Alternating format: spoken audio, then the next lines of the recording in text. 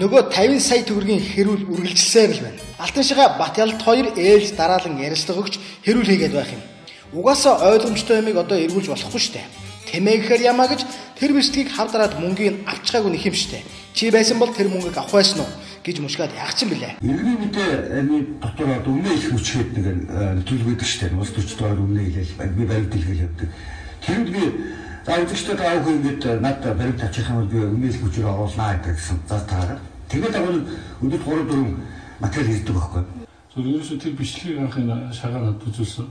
Тэгээд үзээд ингээд үнэхээр ойлгоцсон тий. Одоо би янз янзын сонсч байсан янз янзын үзчихлээсэн л доо тий. Тэгээд үнэхээр ингээд арх тамхины хуулийг санаачлаад арх тамхины дайсан болцсон тий. Өөрөө арх тамхи хэрэглээд тэгээд төрийн ордонд ард түмний доромжлоо. Тэгээд ингээд зүү зөксгүй авир хийгээд нөгөөх нь одоо бас нэг нэрхүү улсын хурлын гишүүн бичсэн гэдэг өөрөө хэлээд Шулуухан хэлгээд анханасаа Эрдэнэ чимэг гишүүнд хэлэлгүй шууд л цацхаштай байсан юм шүү дээ.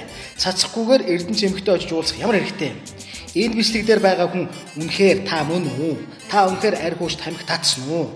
Одоо тэгээд энэ бичлэгийг яах вэ? Цацх уу? Ойлгох уу? Та нэг хэлээд аль та гэж асууж зөвшөөрөл авах хэрэгтэй байсан юм уу? Бичлэгийг хүлээ авмагцаа шууд Эрдэнэ чимэг дээр очиж чинь үнэн түүнийгээч Батялд хүлээн зөвшөөрсөн.